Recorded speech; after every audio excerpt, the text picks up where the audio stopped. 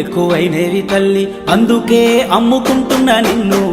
ఇంట్లో ఒక్క రూపాయి లేకున్నా అప్పు తెచ్చి చేసిన వ్యవసాయం లాభమైతే రాకున్నా గాని నష్టాల్లో నన్నెందుకు దోసేనమ్మా. మట్టి తల్లి నేను ఎట్లా మరిసేదే, నువ్వు పెట్టిన కూడును నేను గుర్తుంచుకుంటానే. మట్టి తల్లి నీకు ఎట్లా చెప్పేదే, నేను సచిన నీలోనే నన్ను దాసుకోవాలని.